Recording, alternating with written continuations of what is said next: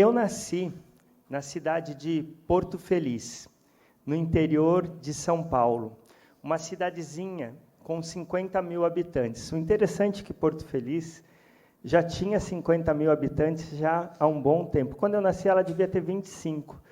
E aquela típica cidade do interior, com festas. Lá, a festa é mais tradicional, é a festa de agosto. E aquela foto do meio sou eu, sentado do meu jeito típico de sentar quando eu era criança. Quem aqui já viu seu filho sentado desse jeito? Levanta a mão. Seu aluno. Olha só quanta gente. Eu sempre gostei de sentar desse jeito. Antes, eu até gostava de ficar deitado com as perninhas viradas, né? E sempre gostei de bola, de cores, de formas. E aquela é a minha segunda casa.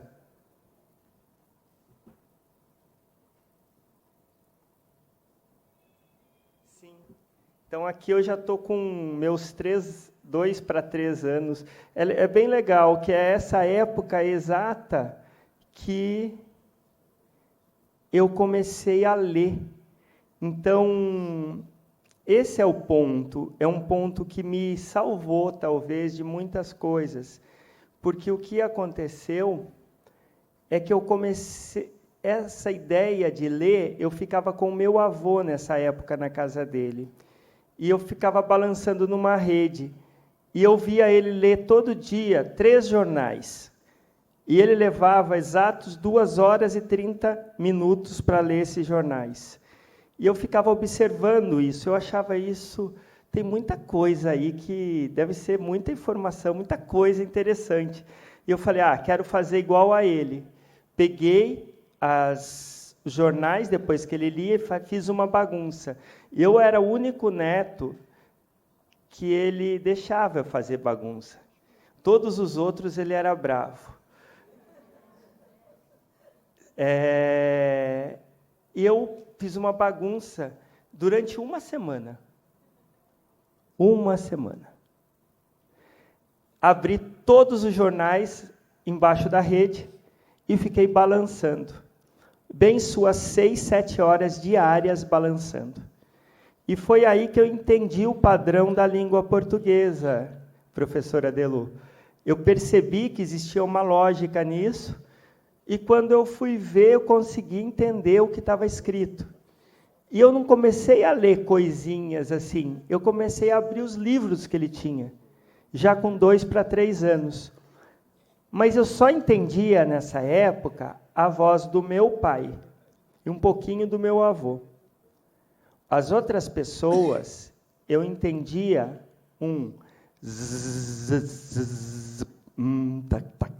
só as consoantes. Eu não entendia nenhuma vogal. Não processava. Então, foi que eu tive, para os 3, para os 4 anos, eu tive uma ideia. E aí, minha ideia foi pegar o dicionário Aurélio, o Aurélio Grande, e ler até eu conseguir decorar as palavras. Eu lembro que, nessa época, eu já estava nessa casa do meio, que era na Rua Bandeirantes, número 108, em Porto Feliz, do lado de um parque bem bonito, e lá tinha uma sala de jantar que tinha uma mesa grande. E eu ia para essa sala e deixava lá o dicionário, porque ele era pesado para mim. Então, eu conseguia abrir ele e ler. E eu li 3 vezes, que eu lembro, e eu decorei as palavras da língua portuguesa. E isso mudou a minha vida. Por quê? Porque eu comecei a compreender o que as pessoas falavam. Então, e mais interessante, esse ponto é importante.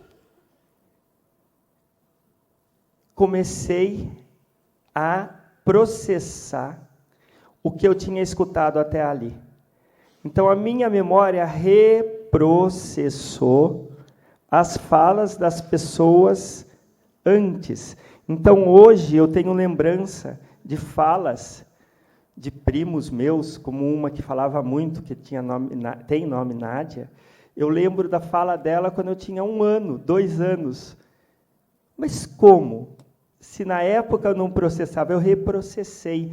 E eu tenho muito isso, de reprocessar memórias. Então, isso é uma coisa interessante para os seus filhos, porque há um dom. Da onde vem o dom? O dom é uma palavra que, no inglês, é gift. É meio, não sei como explicar aqui, gift, mas é um dom. Nos Estados Unidos, ninguém tem problema de associar dom com um dom de Deus, com algo que vem para nós. E isso é importante como um dos pontos para a gente continuar nessa palestra. Dá para a gente entender gift e dom como alguma coisa que vem. Aqui a gente não vai falar de religião, mas vai falar de Deus, de algo que vem de algo maior que a gente.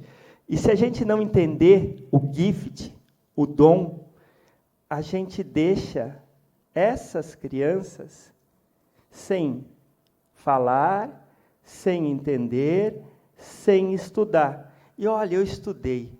Aí está o meu primeiro diploma. E olha, eu fiquei tão feliz, eu lembro que minha mãe também ficou, quando eu ganhei do professor Erval Steiner, que foi depois prefeito do município, e era amigo do meu pai, o diploma da 4ª série primária. Foi uma grande conquista para mim. Então, imagino que para vocês também é muito importante que seus filhos possam estudar, possam se desenvolver, correto? Então, eu vou passar para o próximo slide.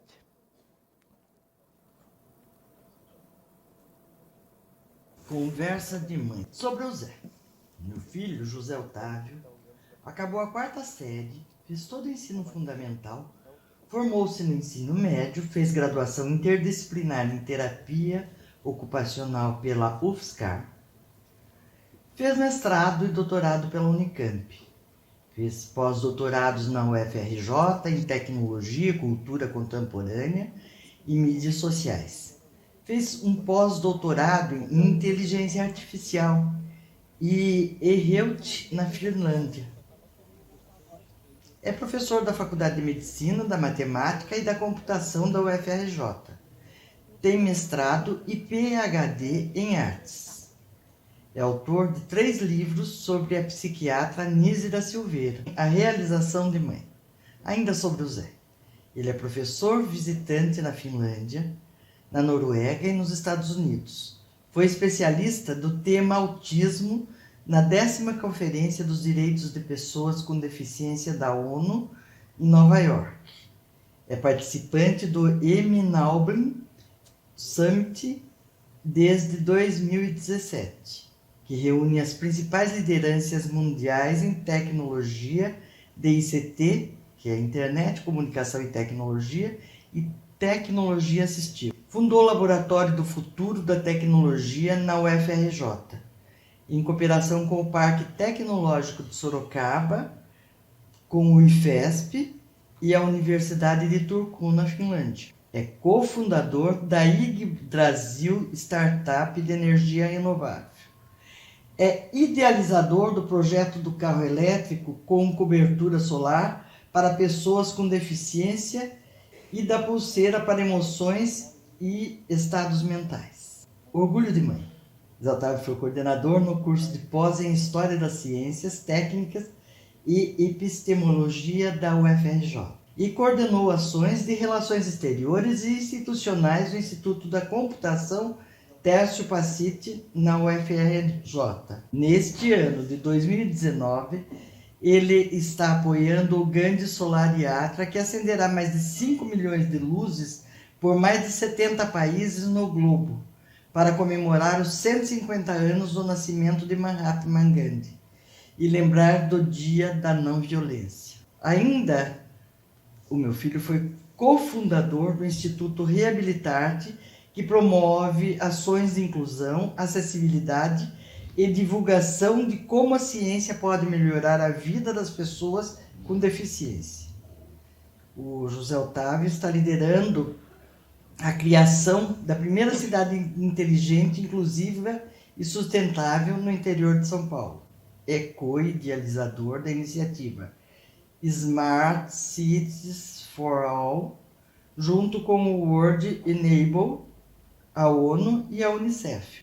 Tudo isso para contar que meu filho tem crises, precisa de muito afeto e amor para conseguir seu sonho de ajudar outros autistas a ter uma vida melhor.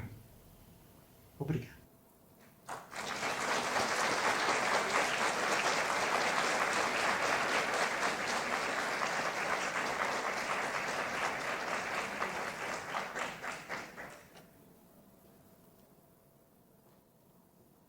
E uma coisa que eu demorei para entender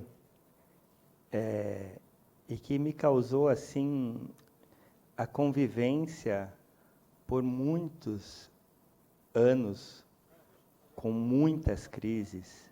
Eu fiz a conta das crises que eu já tive e a conta é meio elementar. Depois eu explico se alguém na hora das perguntas quiserem saber como que eu fiz essa conta.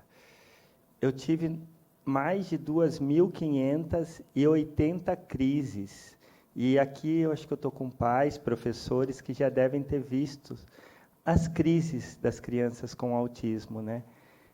Essas crises, a gente fica 2 horas imprestável e 48 horas sem conseguir realizar nada. Imagine o que isso impacta na vida e no desenvolvimento dessas pessoas. Nas minhas contas, eu passei 1/3 da minha vida em crise. Mas eu tive 2/3, daí eu fiquei pensando, poxa, tive 2/3, né? Então deu para fazer alguma coisa nesse período. E mais, a crise está altamente ligada com o dom. Então, meio que a gente tem que aguentar essas crises, porque vocês já devem ter percebido uma coisa que eu vou falar agora, que eu acho que nunca nenhum médico, ou professor, ou especialista de autista falou, que é, logo depois de uma crise, em que a criança, por algum jeito, consegue manejar essa crise e se acalmar, seja com afeto, seja com amor, com alguma lembrança, ou com algo que venha assim a acalmar a alma dela, ela tem alguns momentos de um hiperprocessamento cerebral. E nesses momentos de hiperprocessamento cerebral, são os momentos que ele consegue falar, uma criança que nunca fala, ele consegue fazer contas, ele consegue ter ideias, criar coisas que não existem, né? Assim, figuras da história, como Tesla ou Einstein, devem ter tido seus insights nesses momentos. As nossas redes neurais trabalham a todo vapor nesse momento. Eu fiz uma pesquisa nessas minhas andanças, que eu fiz uma automedição de mim mesmo. Então, eu fiquei 3 meses com 2 relógios, olhando o que acontecia comigo. E, nesse tempo, eu tive 16 crises em 3 meses. E eu percebi algumas coisas que eu queria trocar com vocês. E queria ajuda agora, muito de vocês todos, para saber se isso acontece com mais frequência e não sou só eu. O que é isso? Quando vem uma crise, e é importante falar da crise no autismo, alguma coisa que ninguém percebeu, a um barulho, por exemplo, acabou de fazer um barulho, não sei quem percebeu, teve uma microfonia, esse barulho é um disparador para mim. Ele ainda foi grave. Se ele for agudo, é o primeiro. O que acontece? No momento que acontece esse barulho, porque o que eu fiz? Eu gravei o som também. Então, eu fui ver o que estava acontecendo. Então, quando tem esses sons, acontece o primeiro disparo no nosso cérebro, que abre uma janela para ter mais chance de vir a crise. Não é a crise. Não é. O que isso significa? Acontece um arrepio na pessoa, que é medido no relógio, um arrepio muito grande, o que significa uma atividade neural muito, muito alta na parte mais profunda do cérebro, aquela que a gente comunga com os animais mais antigos aqui desse planetinha. Isso talvez tenha a ver com alguma coisa de luta e fuga, de sobrevivência. Nós, autistas, talvez lá atrás tínhamos uma coisa a mais do que o restante da população que facilitava a nossa sobrevivência. Tanto que, geneticamente, isso foi transmitindo e a gente está aqui ainda, né? Então, isso é bem interessante. Então, teve um som, uma luz, e é difícil de perceber, e foi aquilo que deu o disparo. Então, ele está suscetível, essa palavra, tem uma mais fácil, vamos pensar. Suscetível, vulnerável, aberto, vulnerável para ter a crise. Daí, ele continua, estou aqui nesse evento. Isso é mais difícil de explicar para os nossos colegas aqui com deficiência auditiva. Mas tem alguns que têm uma deficiência auditiva que eles ouvem ainda algum tipo de ruído. Daí eles devem ficar mais irritados até do que eu, que é aquela hora que a gente tem que ficar quieto aqui, e uma coisa do ser humano a gente ficou quieto, a gente sai lá para o coffee break e começa a falar. Começa a falar muito. Isso faz um som. As construções no Brasil não têm boa acústica. Então, o que acontece? Esse som dá o segundo disparo para a pessoa ficar suscetível à crise. Ela não é a crise. Então, essa pessoa está totalmente vulnerável. Ela está vulnerável e, percebam, o disparo não vai ser sensorial. O disparo da crise sempre é emocional. Correto? Vocês percebem? Já perceberam isso? E é difícil para a gente perceber. Precisa de uma lupa para olhar. Então, é alguma coisa com alguém que a gente gosta. Então, a criança gosta muito da mãe. Então, é alguma coisa que a mãe coloca, e alguma relação com o pai, com a mãe lá, alguma coisa emocional que dispara aquela crise. Só que nessa hora, pessoal, não tem controle da crise da pessoa do espectro autista. Ela não consegue se controlar. Depois desse terceiro disparo, vem um aumento da vulnerabilidade e ela pode se bater, se machucar, e daí é difícil de voltar atrás e de melhorar, ela vai precisar ficar quieta um tempo, vai precisar de muito manejo. E por que eu estou colocando minha base e motivação? Porque eu demorei muito tempo para descobrir o quão importante é a nossa família, o amor e a paz e o afeto para ultrapassar toda essa dificuldade do autismo. O amor é a maior ferramenta que temos para ultrapassar as dificuldades do autismo. O afeto é a nossa ferramenta de transformação no autismo. A gente precisa olhar com isso muito a fundo, porque as crises vêm do não processamento de emoções como raiva, ódio. Igual a gente não consegue processar aquele som que às vezes sai aqui do microfone, a gente não consegue processar mentira, falsidade, todas essas coisas que são comuns da nossa sociedade. Então, nós somos os desadaptados. Será? Será que a gente também não pode ensinar a sociedade a uma nova forma de viver, em que esses sentimentos possam se diluir, diminuir e aumentar o amor, o afeto, a verdade, né? A não violência? Então, se a gente conseguir uma sociedade dessa, seria excelente. Mas como a gente ainda não consegue, a nossa família pode ser uma célula, né, que tenha isso. E essa foto, para mim, é muito importante. Eu estou com a minha mãe, com a minha namorada, que está aqui, e com os meus 2 filhos, que, para mim, são a minha família, né?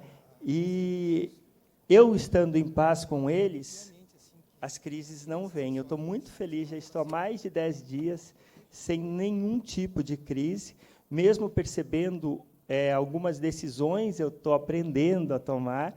Por exemplo, ontem eu poderia ter vindo assistir às palestras, mas para estar bem aqui com vocês, eu sei que eu tenho que me preservar, que eu tenho que vir para a hora certa, né? Se eu venho, é como se eu, num joguinho, eu desgastasse minha energia.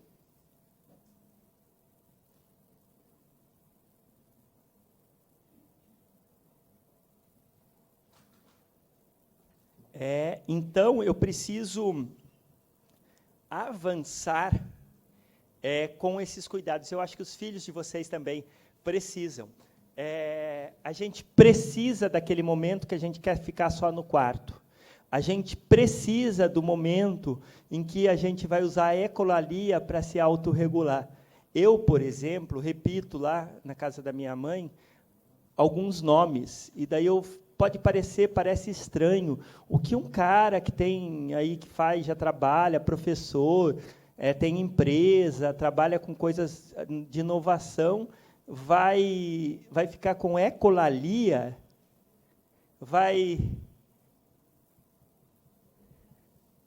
Flap? Por quê? Sim, vai. Isso é importante, porque isso autorregula, isso traz uma confiança, e isso deixa a sensação de mais presente. É meio difícil de explicar isso, mas é necessário respeito a essas particularidades das pessoas com autismo. E não ficar com vergonha, não ficar com...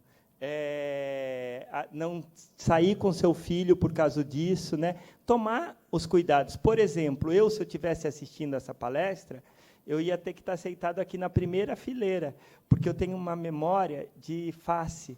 E se eu vejo vocês de perto, de menos de 5 metros, 3 metros, eu guardo para sempre a face de vocês dentro da minha mente.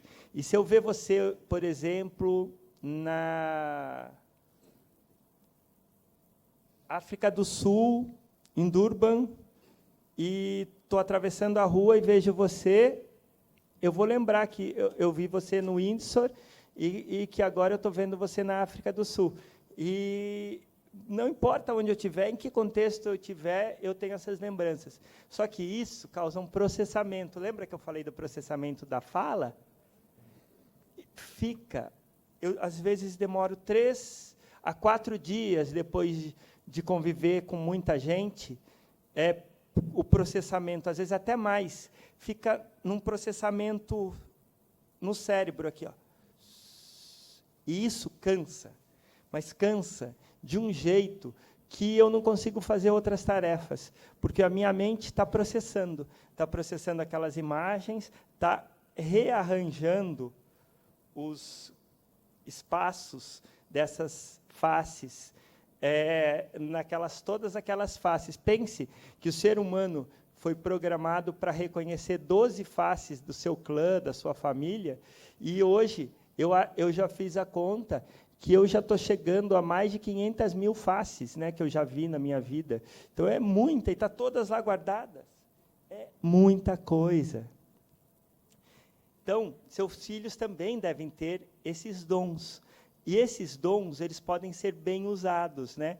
Por exemplo, quando eu fui para Organizações das Nações Unidas representar o Brasil na 10ª conferência e na 11ª conferência das pessoas, do direito das pessoas com deficiência, essa minha capacidade, por exemplo, de memorizar faces, fez eu conversar com todo mundo, e teve uma votação que o Brasil foi o mais votado. Então, ela é usada para o bem. Então, a gente tem que ver esses dons, cuidar dessas pessoas e, o mais importante, dar forma que ela possa contribuir com a sociedade. E aí é uma ideia minha que eu passo aqui, mesmo nos graus mais graves do autismo, e principalmente nos graus mais graves do autismo, eu vejo dons nessas crianças. E eu vejo que a gente pode desenvolver esses dons. E, às vezes, esses dons podem ser coisas como o afeto, podem ser coisas como a música, pode ser coisas como a alegria. E eu falo aqui para vocês, sabe quais os 2 antídotos para as crises? Afeto / amor, e o principal, qual? Alegria. Muita alegria. Sim, alegria. É isso. A alegria, quanto mais a gente tiver, se eu fosse um médico, eu iria receitar doses grandes de alegria todos os dias para os seus filhos. Se eu fosse psicólogo, eu iria trabalhar nas consultas para aumentar a alegria, para como essa família pode ter mais alegria. Mas eu sou um autista, simplesmente eu posso viver a minha alegria para ter menos crises. E estou descobrindo isso. E eu queria compartilhar com vocês esse ponto da alegria. Levem para casa, trabalhem mais, eles vão pular, eles vão fazer assim, vão sair correndo lá pulando, vão voltar, vão pular na cama, vão fazer um monte de coisa, mas eles vão ficar melhor das crises.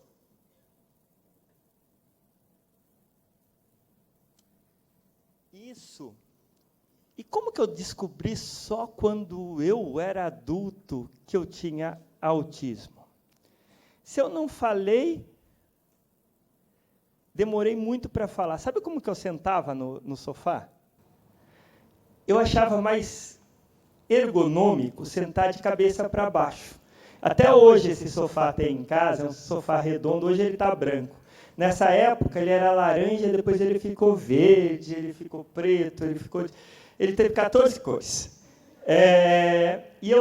Ele era redondo, assim, uma coisa bem anos 70, e eu sentava com a cabeça para baixo.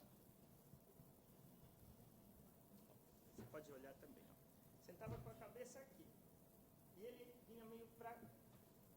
vinha meio para trás. Eu sentava com a cabeça aqui, eu era pequenininho, o corpinho aqui em pé e o pezinho para trás. Então,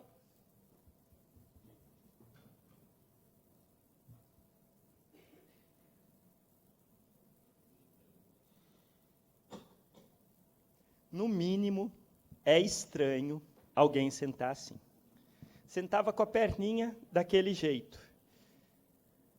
Com 4 anos, fui no Play Center com meu tio, que eu adorava ele, e fui aquelas motinhos, só que eu já assistia a televisão e já passava, às vezes, corridas de moto, né?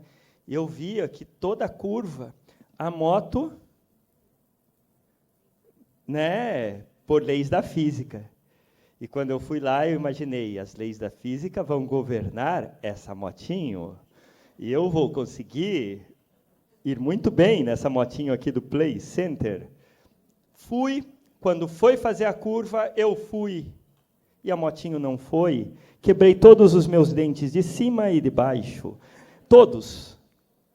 Meu pai, que era dentista, fiquei de boca aberta, não sei quanto tempo, quanto tempo eu fiquei de boca aberta, porque ele fez pino em todos os dentes, trataram até canal, não sei, de dente que já estava para nascer, e fizeram assim, foi muito difícil mesmo, foi um acidente bem forte, e porque eu achava que as leis da física governavam tudo, e não existia coisas fake, né? Então, sempre as coisas fake são muito difíceis para mim, até hoje. Muita confusão da minha vida vem de eu não entender que possa existir alguma coisa que não segue as leis da física ou as leis da ética ou dessas questões, né? Então, para mim, é muito difícil entender. E como que, se eu já tinha tudo isso, não perceberam que eu podia ser autista e ter altas habilidades, ou alguma coisa, ou uma ou outra? E depois apareceram coisas, mais tarde tive desmaios, tive outras coisas, porque a gente estava em 1979, 80, 81, onde era muito difícil entender. Comecei a ouvir, quando eu tinha 9, 10 anos, a ouvir a palavra transtorno invasivo, transtorno global do desenvolvimento, mas quando que eu ia imaginar que isso era autista? E a neurologista ela falava disso, né? E para mim aquilo não era autismo, né? Apesar de hoje a gente saber que é. E fui fazer terapia ocupacional e descobri um dom. Quando vinham as crianças com autismo, eu entendia pelo olhar o que elas queriam. E daí eu via que ninguém conseguia atender aquelas crianças e eu conseguia atender. Mas eu achei que era um dom, né? Então eu falei, dom é dom, então não se discute. Não sabia também que eu era autista.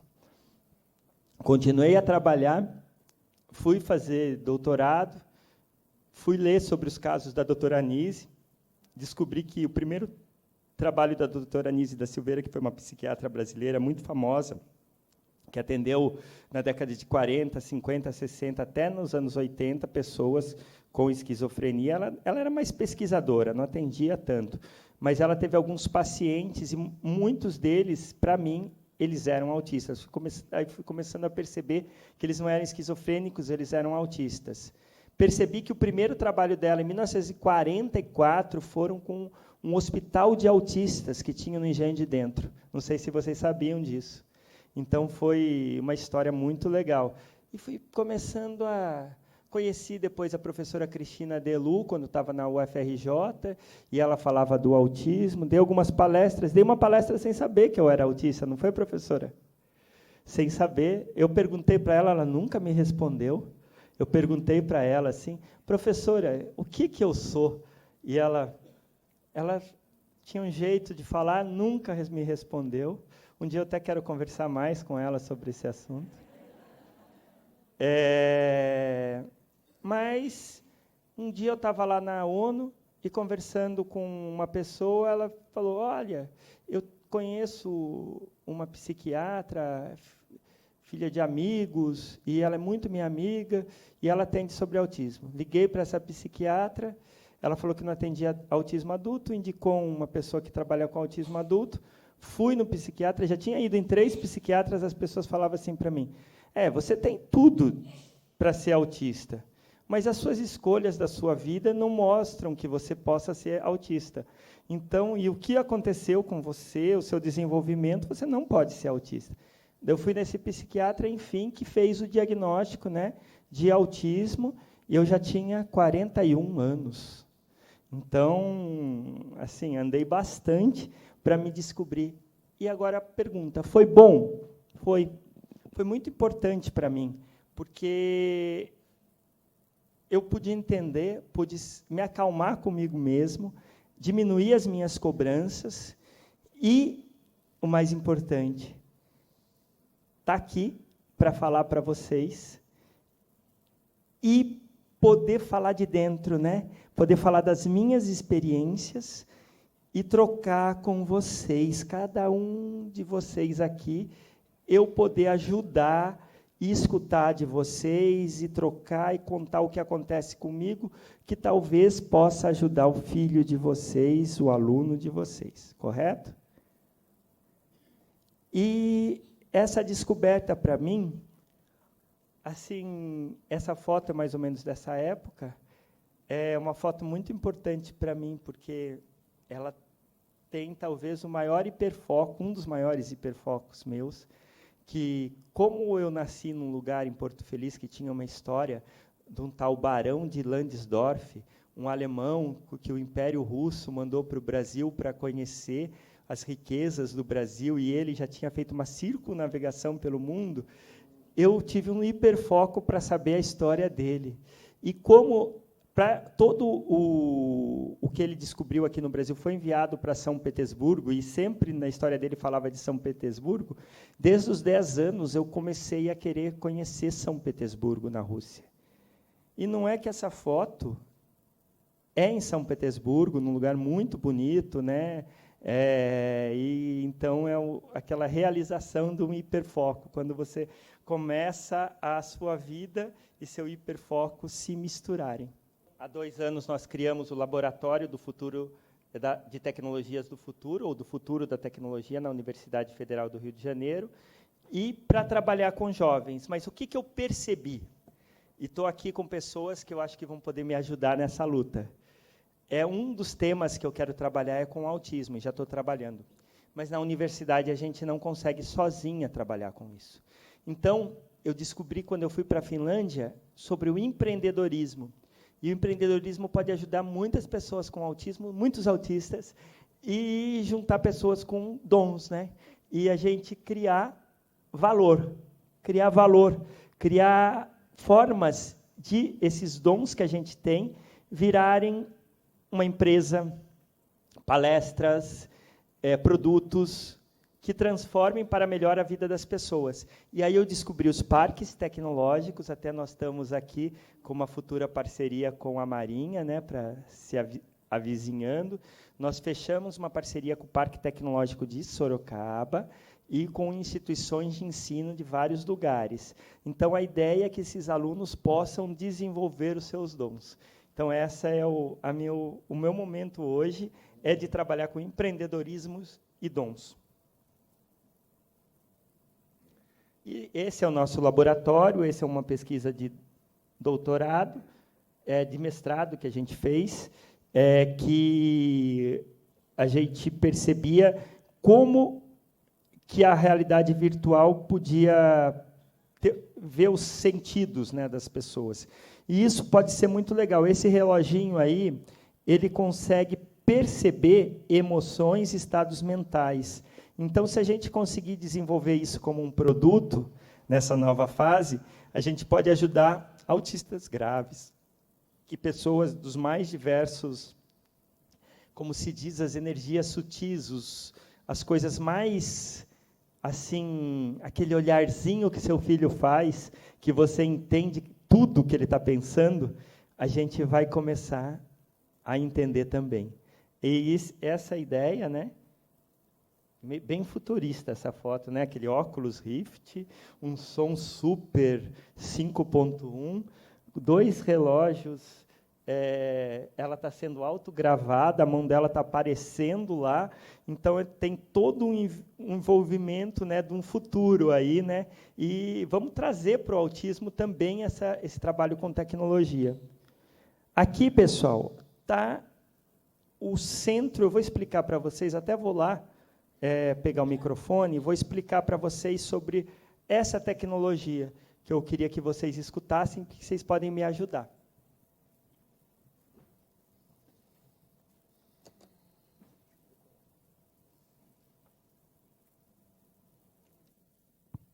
Oi, vocês estão ouvindo? Tá. Então, aqui foi um show do A-ha, em Oslo, que era um sonho também, era um hiperfoco meu, e que eu fui e me monitorei com 2 pulseiras. E vocês veem que, quando a gente entra em estádio de flow, os padrões ficam muito parecidos. Não sei se vocês estão vendo. Isso aqui é o arrepio da pele.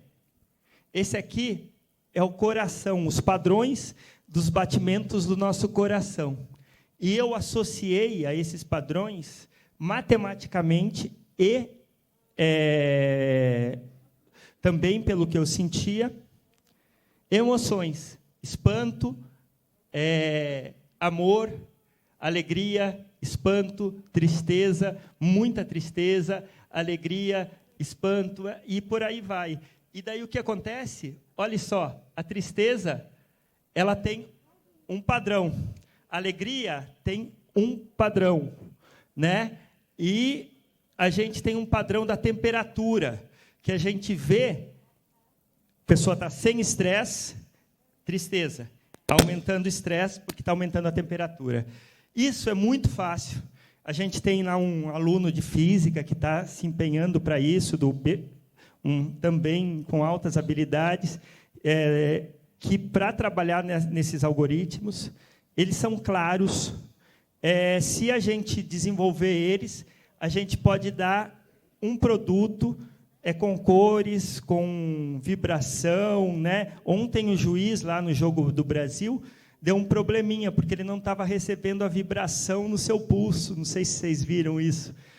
Então, deu um problema com o VAR, porque ele não recebia a vibração. É essa tecnologia que já está lá no juiz, né, que a gente quer implementar para os nossos filhos, então, para saber o que ele tem. Mas isso ainda está em fase de desenvolvimento. Isso aqui tem o core, ó, e é muito simples. Se ele gosta, aumenta o EDA. Flow, sincroniza o EDA. No stress, abaixa a temperatura.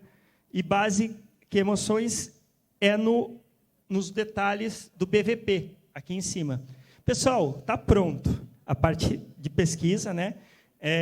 Agora vai da gente, eu vou passar aqui um desafio para a gente, ajudar a gente realizar a transferência. Então, aqui a gente tem a base, né? E a gente pode avançar para um produto. A caixinha vai dar a possibilidade do seu filho entender sobre as expressões faciais. Essa caixinha a gente também tem um protótipo, o MVP. Esse aqui a gente tem o MVP antes do protótipo. Agora a gente precisa desenvolver o protótipo e ir para o mercado. Na universidade não é onde a gente vai fazer isso. A gente até tem uma tese de doutorado que mostra isso, correto? Então, e foi naquele dia que eu vi que não era na universidade. Quando eu vi que uma autista que desenvolveu uma tese de doutorado mostrou para a gente que a gente não teria capacidade de fazer dentro da universidade esse tipo de pesquisa. E aqui, pessoal, nós temos um produto, outro, que é um produto feito em cooperação com a pós-graduação da UF e com a Juliana. A Juliana pode levantar, fazendo um favor, se ela estiver presente. Está lá atrás. E esse produto é ligado também com alunos de São Gonçalo, em que a gente criou grupos no WhatsApp, em que eu dava ajuda para professores e familiares para entender o que estava passando na teoria da mente da criança, porque a criança também tem uma teoria da mente, o autista também tem uma teoria da mente. Fala que o autista tem um déficit de entender a teoria da mente da outra pessoa. Mas e a teoria da mente do autista? Até tem um artigo sobre isso, Barencoin, que a gente pode ver e discutir sobre isso. E aqui ela mandou para mim aquela foto. O que está escrito naquela foto, pessoal? Fala alto aí. Iraça? Iraça, lá atrás. Ela passou para mim essa foto do Iraça. Eu estava com o WhatsApp ligado, um hábito que eu tenho, eu respondi em menos 0,3 segundos. Foi incrível. Eu respondi na hora, criança.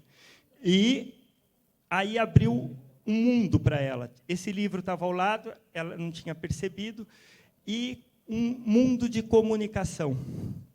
Então, é um enigma. É como quebrar um código. Você tem que entender o que está na mente daquela criança. E ela sempre está fazendo alguma coisa, né? E outra coisa, eu queria definitivamente,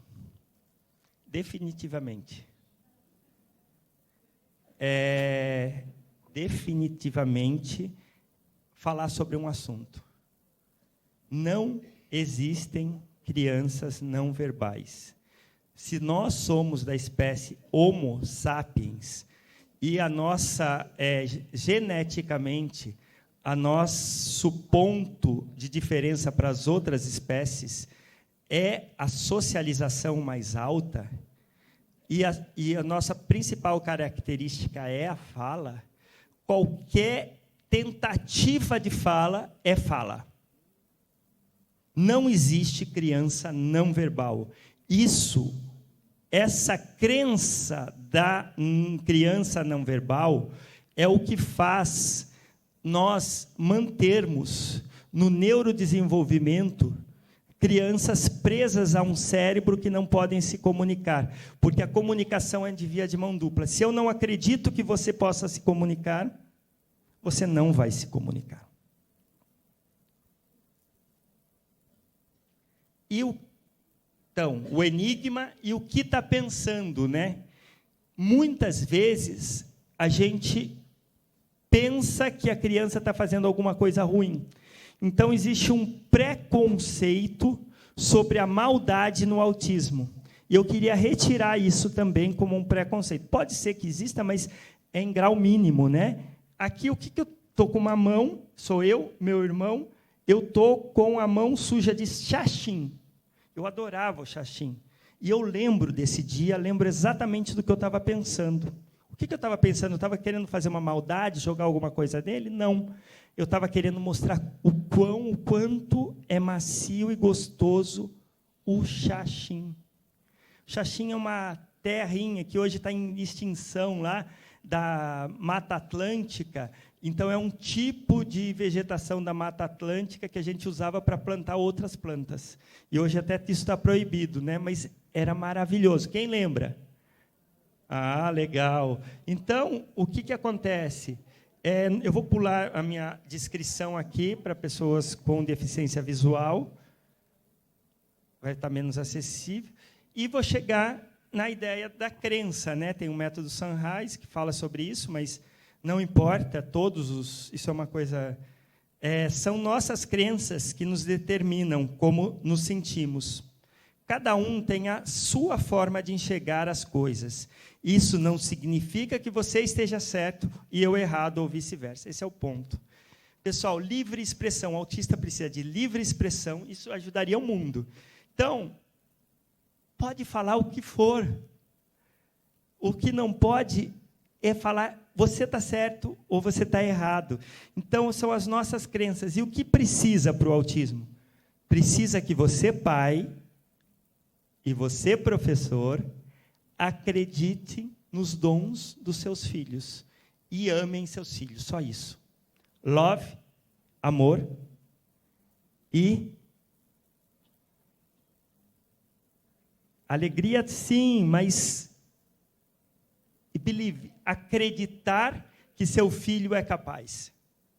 Amor e acreditar que seu filho é capaz. Cara, isso pode transformar tudo.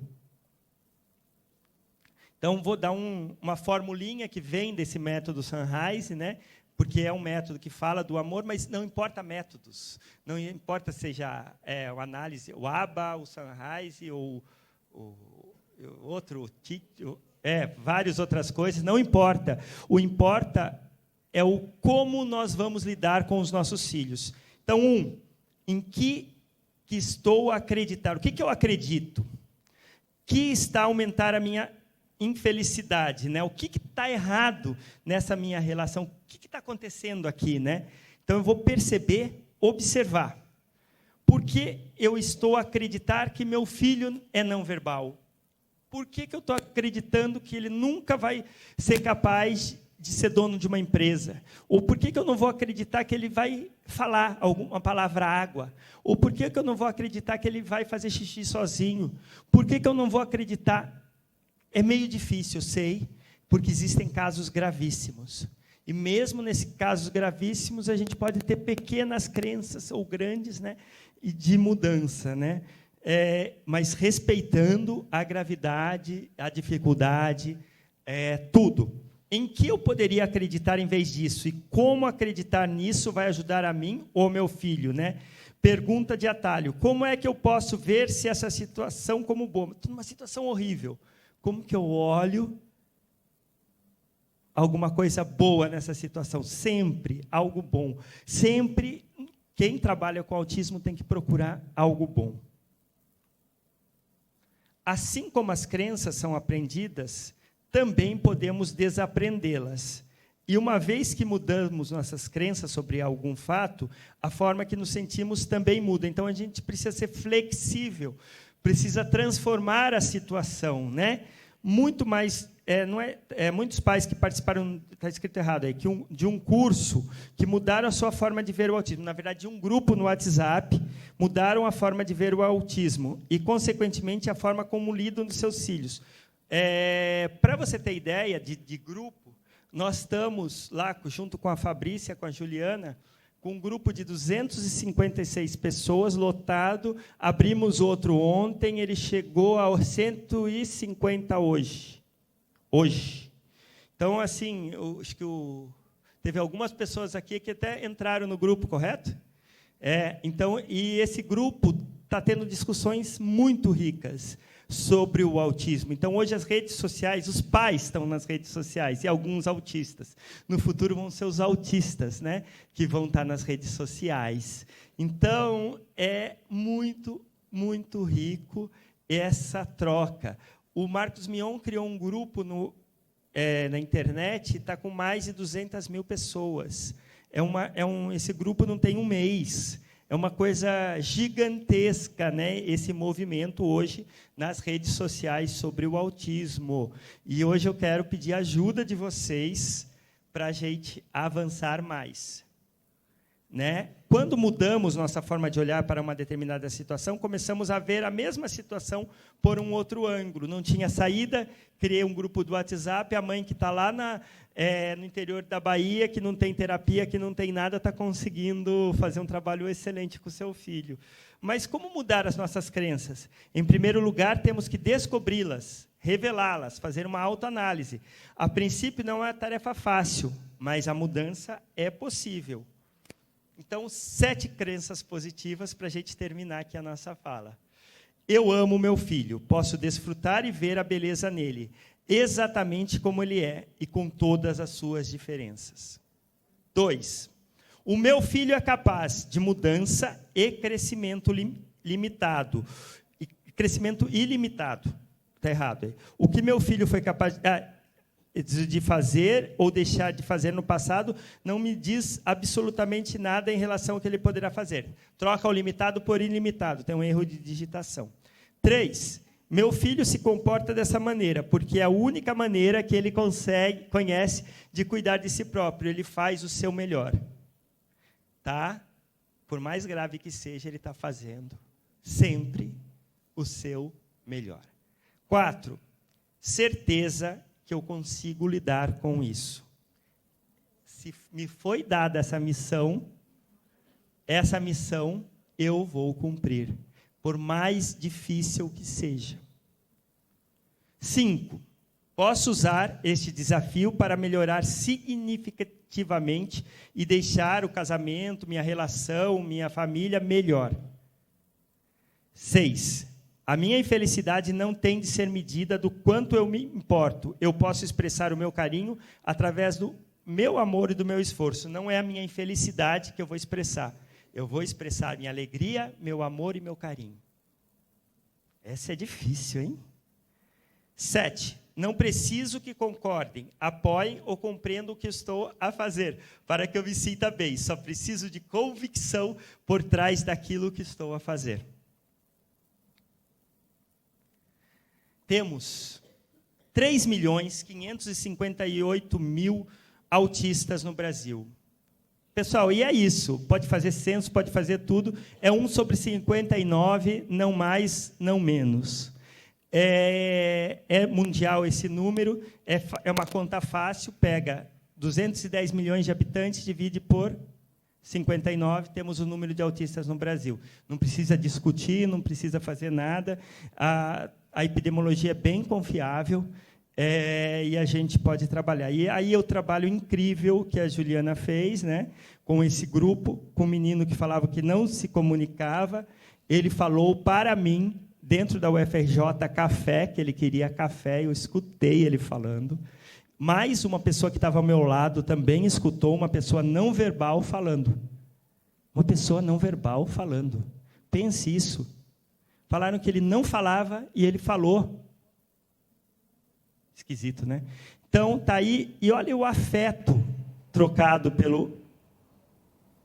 É o Luan? O Luan, que é irmão do Ian, e a Juliana. Então, aqui é uma família de crianças, que é a última coisa que eu vou contar, e através do WhatsApp a gente conheceu a Fabrícia, o Christopher, o marido da Fabrícia, e o Ben. O Ben é o mais novinho. O Ben já cresceu um pouquinho, e o Ben estava batendo todo dia a cabeça no chão. E o Ben não estava conseguindo se desenvolver porque ele estava batendo a cabeça, e estava tendo várias dificuldades. E no grupo do WhatsApp, a Fabrícia falou, vocês não podem me ajudar, eu estou observando, sempre que o Cris grita, o Ian se bate a cabeça e fica com dificuldade. Eu falei, espera aí, gritar, som agudo, agudo dispara a crise, daí tem os ciúmes, aquela coisa lá, que dispara o terceiro gatilho da crise. Esse menino está em crise, está tendo crise todos os dias, não está conseguindo se desenvolver. Por quê? Som agudo. Vamos trabalhar com o quê? Som grave. Começamos a trabalhar com som grave, começamos a proteger do som. O menino está se desenvolvendo perfeitamente, descobrindo todos os seus dons, e está aí. Olha que coisa simples, que simplicidade, através do WhatsApp, né? Custo zero. Tem terapia nos Estados Unidos, tem várias coisas, mas foi no grupo de WhatsApp que a gente descobriu o que a gente podia fazer. Aqui está o Prisma, e para terminar, eu tenho 13 segundos, eu preciso da ajuda de vocês. Tem esse formulário, vocês podem pegar esse formulário, digitar tudo isso, ou escanear, né? Quem tiver o, como chama? QR Code, vão entrar no quê? Peço que todo mundo faça isso, para me ajudar. Esse projeto Prisma é um projeto de uma startup para ajudar as pessoas com autismo, e que a gente vai começar, cada um vai responder as questões lá, que são muito simples, e vão falar como eu posso colaborar com o Prisma. Como eu sou pai, eu quero ajudar, fala alguma coisa que você pensou aqui durante a palestra, pode, texto livre, escreve lá. Eu estou aqui, eu tenho uma empresa que eu posso ajudar nisso, eu posso fazer aquilo. Eu quero entrar no grupo do WhatsApp lá para aprender mais sobre meu filho. Deixa a sua mensagem lá, deixa o seu telefone, né? Que a gente vai adicionar vocês no grupo. Então, esse é o projeto Prisma. Acabou o meu tempo. Mas eu peço que todos que estão aqui participem. Vocês têm QR Code? Ou tiraram foto, faz lá em casa. No mínimo, eu vou esperar aqui 200 pessoas respondendo. Senão eu fracassei aqui, não consegui fazer a minha palestra. Porque essa minha palestra, eu só vou ver que foi boa se eu tiver a resposta de vocês desse formulário. Obrigado.